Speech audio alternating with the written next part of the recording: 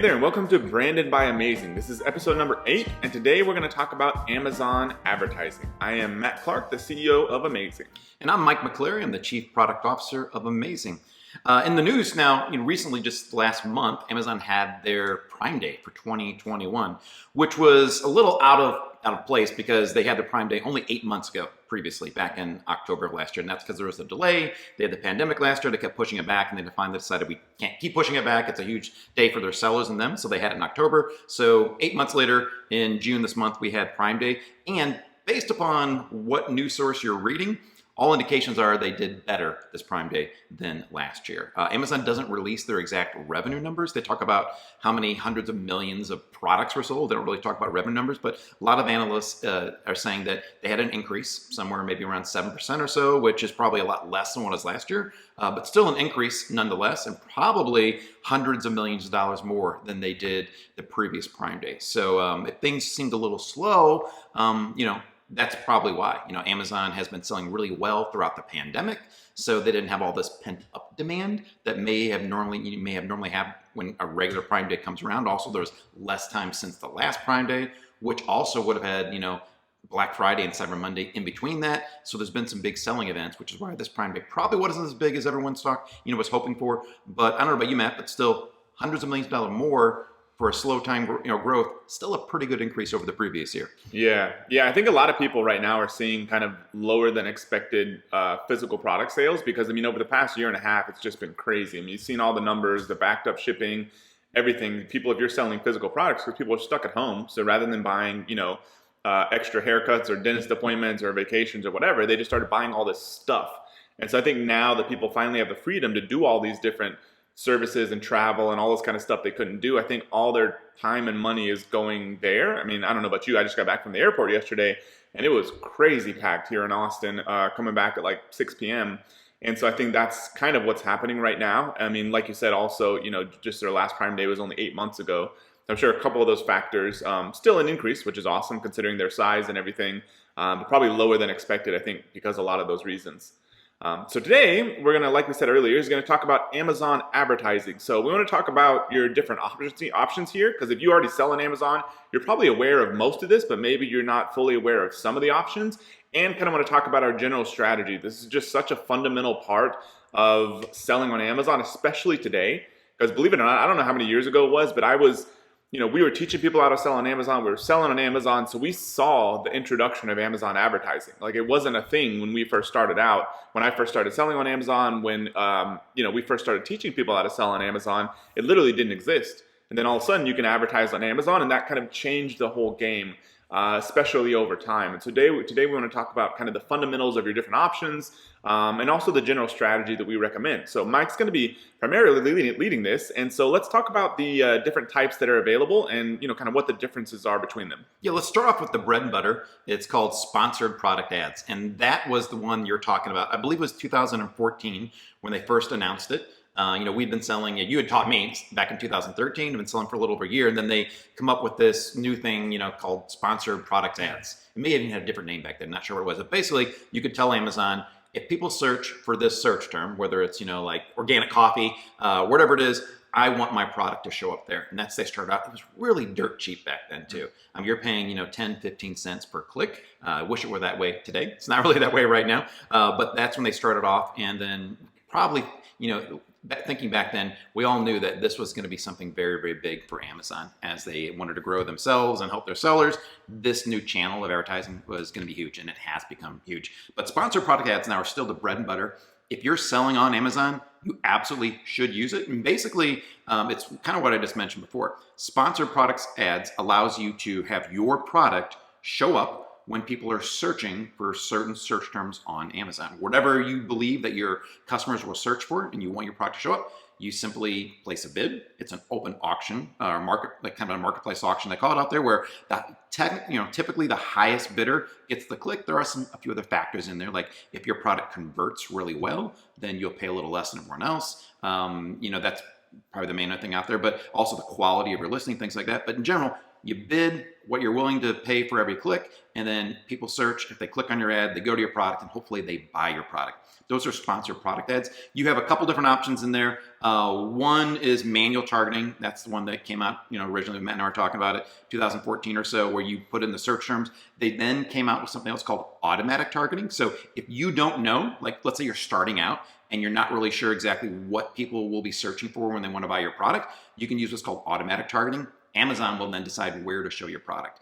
When people are doing searches, or maybe when people are looking at other products out there that are similar to yours, they'll start showing your product out there. And then Amazon optimizes that over time. What we do in our business is we do both.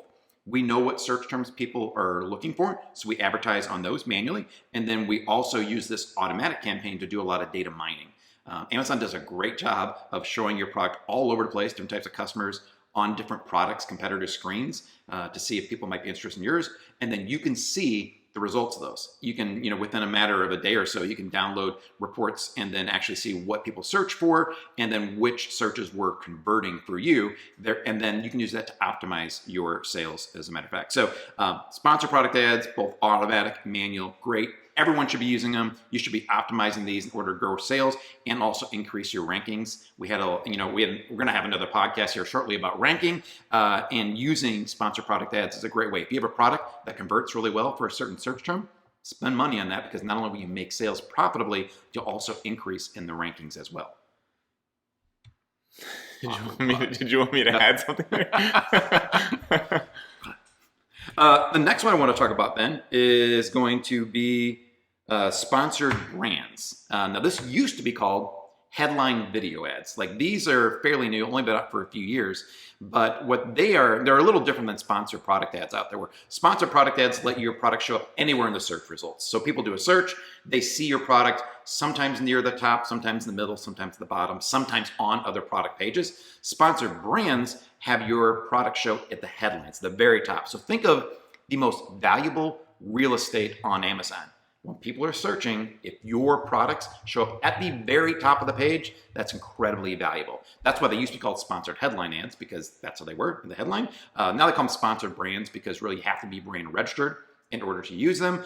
And you also cannot just advertise one single product. That's one of the downfalls of these. If you're just starting off, you only have one product, you can't use them. They want you to advertise multiple products, because they'll have a banner up there that will highlight usually 3 products. And then if they click on a product, they'll go to that page. If they click on your logo, which is another part of the sponsored brands headline, it'll go to a page showing all your products. Again, very powerful, a little more expensive because you're getting that top real estate on Amazon, but very, very powerful, and you can really get a lot of sales using these ads. Now, I refer to these two also as sponsored video ads, because you can now, as of last year, include videos in these ads. And where these usually show up are in the middle of the search results. So the rest of the sponsor brands are at the very top. Sponsored videos show up right in the middle, and it's really engaging. Have you seen these, Matt, out there, the videos? Well, I know for our coffee brand, we actually have one of those running. Our advertising team kind of pointed it out to us. It's just scroll on. It's actually really nice. They did a really great job.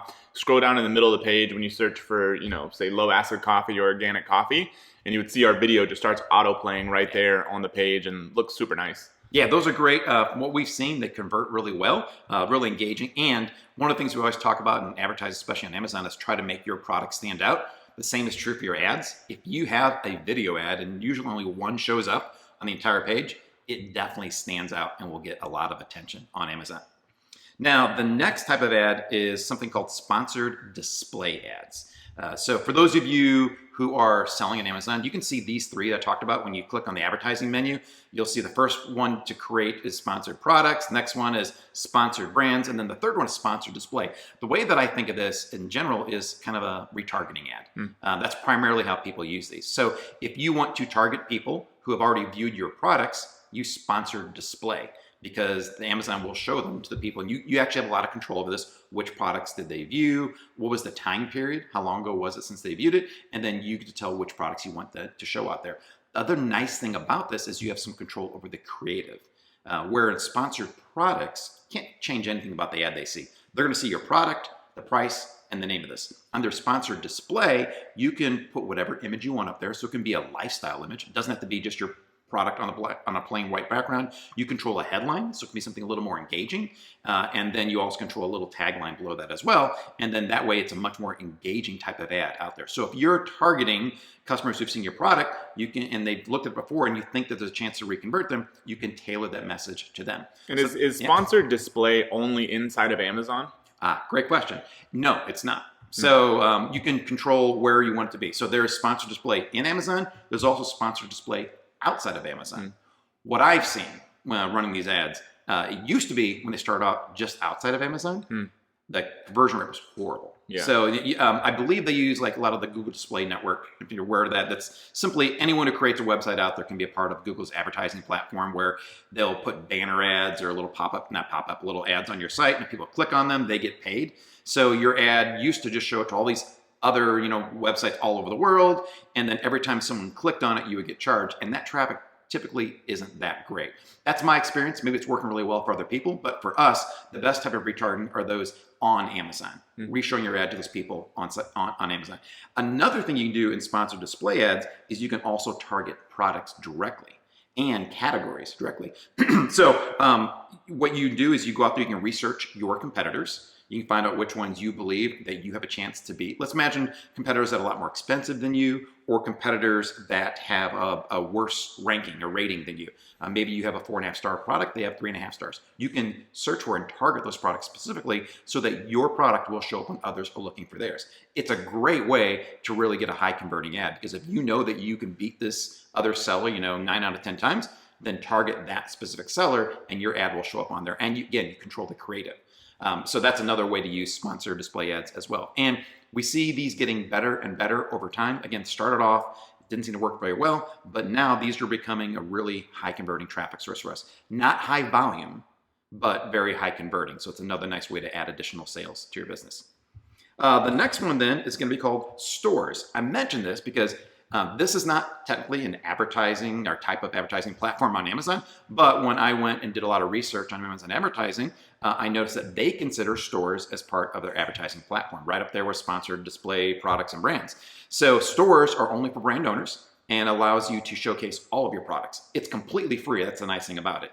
You can go to your brand dashboard, you can create a store, you can talk about your brand story, you can put videos on this page, you can highlight the products that you want to. You can create multiple versions of these. So if you have a special holiday store, instead of going out there and trying to scurry and get it all done in time, you can create it well ahead of time. And then when the holidays come around, you can turn it on. If you do a lot of seasonal sales, maybe during the springtime or summer, you can actually create these stores and have them ready to go and switch between them. So they've gotten a lot better than they used to be in the past. And again, completely free and allow you to really showcase the brand the way that you want to. I don't know, have you guys set up a store yet for your brand, Matt? Not that I know of. I don't think so. I think we focus mainly on the first couple of these advertising sources so far. Gotcha. What I've seen in the past is you're allowed to, or you can send traffic straight to stores if you're paying for traffic. As a matter of fact, it used to be the sponsored brands, one of the main places they wanted you to send traffic to was to stores, but we never saw them convert very well. So what we do is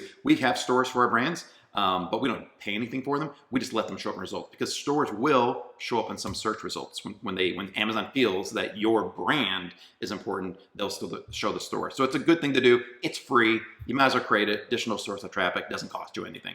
And so far, we've covered 4 different kinds of these. Where do you think people should put most of their focus initially? Yeah, definitely sponsored products is the number one. It's still the bread and butter. I would say that 80% or more of all of our advertising spend goes towards sponsored products. Mm-hmm. It's the easiest to use. It's the easiest to track. You can tell exactly what's converting, what's not converting. You don't need any special software. I think you and I have talked about a few. There's a few software platforms out there that you can, sign up for, and they'll help you manage sponsored products, but you don't need them. With the reports that Amazon gives you, pretty much every week, you can download exactly how your ads have been performing, and you can see which search terms are not working and turn them off, and see which search terms are working and bump them up more. So it's a very scalable, very easy way to get traffic. That's the first one that I would focus on. The next after that would be then sponsored brands.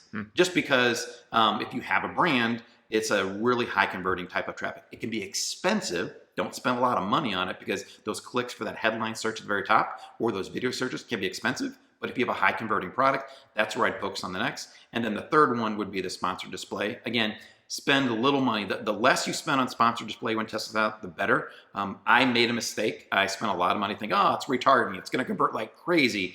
And I was spending, I don't know, $1 to a click, and it was not converting like crazy. Best thing is to test small and slowly increase your bids per click, and then you'll finally get to a point where you see it's converting. Again, you can't really, what we've seen at least, you can't scale sponsored display ads because you're primarily doing it off of retargeting. So it's based upon how much traffic you're already getting. That's why I say don't focus on as much as the other two, sponsored brands, sponsored products, and then sponsored brands. And then stores, sure, if you have time, create one. Doesn't cost you anything, but don't spend any money sending traffic to it. Okay, cool. Yeah, so then it looks like we have 2 more final advertising. Yeah, so the other one is called Amazon DSP. I used to think it meant Amazon Display. I thought I had people like referring to it, but what it really means is Amazon Demand Side Platform. And so this used to only be available to vendors and really large sellers. And what it involved is hiring Amazon's own internal advertising team, and they would run a campaign for you. They create these creatives for you, or these ads that they would show to all these websites outside of Amazon, and they would charge you per impressions. So you'd be spending per 1,000 impressions. They charge a certain amount, and they would give you all kinds of tracking over what's working, what's not working. I believe the minimum spend used to be around $20,000 or $30,000 to do one of these campaigns. Kind of crazy. We did it around the holidays several years back and barely broke even. Definitely was not a good use of our cash back then, at least. I haven't tried it since then, but I may do it because what Amazon DSP has done lately is opened up your own self-serve platform. So instead of having to go through Amazon's internal team, which can be really slow getting information back, like you imagine, like they don't have the ability to go in there on demand, look and tell you exactly what's working, what's not working. You email them, they get back to you within a few days, and then you don't get a chance that often to talk to them, so it's really slow getting information back. Now you can actually do self-service where you create your own different creatives, you target which websites you want to, and you have much more control over it. You have to apply for this. They don't just give it to everyone, but if you go to Amazon's advertising page, you can apply for it and try out Amazon DSP. However, if we're talking about like the order of priority, what I would like do all these in, this is at the near the very bottom at least, because everything else is much more scalable, is much more easy to control. This one still got to spend a lot of money to try out. So I would be, unless you're a big brand, I would not do that. Yeah. Now, the final one I mentioned, I've never used this one, just going to throw this out there, Amazon audio ads, only because Amazon talks about how this is something that they're starting to focus on. For those of you who have an Amazon Alexa or who listen to Amazon Music, these ads show up on the Amazon the advertising music side. So a lot of people listen to Amazon Music for free, and they do that by just agreeing to listen to some ads between songs. You can actually have Amazon advertise your products audio-wise, like on a radio ad, through their music platform, and then maybe get some traffic. Again, haven't tried this one. I have advertised on radio myself with mixed results as well, just not as big of a return on the investment as these other platforms we talked about. But if you're looking for something new to try out, that could be something you could test out by going to Amazon's advertising page and seeing what's involved. Again, haven't used it, but maybe it might be a hidden traffic source that people really aren't using much right now. Okay, cool. So we've kind of talked about 6 different options for Amazon advertising. To kind of wrap up, I guess, and simplify, let's talk about general strategy. So you mentioned, sponsored products is probably the first thing. If somebody's fairly new to selling on Amazon, say they've got a product up and running, like what do you think they would do first? Like what's most important for them to do, and like how would they manage it for the best results? Yeah, and it can be pretty simple when you're starting off. First thing to do is do some keyword research. In order to do that, we use a tool called Zoof. Just fully aware that we work with the owner of Zoof, and we're involved with that company there. So it's that maybe one of the reasons why it's our preference, but it is an awesome tool. You can easily go out there and do keyword research on your competitors. That's the first thing I would do. If you're selling a coffee mug, go search all the top selling coffee mugs. You put that product into Zoof, and it'll tell you the best search terms that all your competitors are getting traffic for, and they're converting for. They're actually getting sales for. I would start off with maybe 3 to 5 of the best search terms and put those into a manual sponsored product search campaign in order to start getting some traffic and test it out. Don't spend a lot of money. Spend 10, 20 bucks a day. Just kind of test the waters and see if your product is converting well for those search terms. At the same time, I'd put another small amount into an auto search campaign as well. Very simple. There's nothing you need to do other than, give a budget, a daily budget. Let's say it's $10, $20. Tell Amazon your product and let them go run with it. And then once you have both of those very simple campaigns working and running, I would each week go in and pull down the different reports that Amazon gives you and just see which search words are working for your product. And again, very simple, we talked before.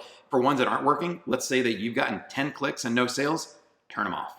For search terms that are working for you, consider increasing the bid so you get more and more traffic. Because it's an auction out there, whoever in general has the highest bid will get more clicks. So if you have a search term that's working really well for your product, consider increasing that bid slowly until you get to that point where you're just breaking even with that search term. Now, don't worry about breaking even, because what happens is when you're paying for advertising on Amazon, you may break even on ads, but that's going to increase your rankings organically and get you more sales that more than make up for it. So our target usually break even on ads, and all the other halo effect of that really increases your sales overall to more make up for what you're spending on there. And when you start seeing keywords working on the ad side, do you go back and change anything on your listing?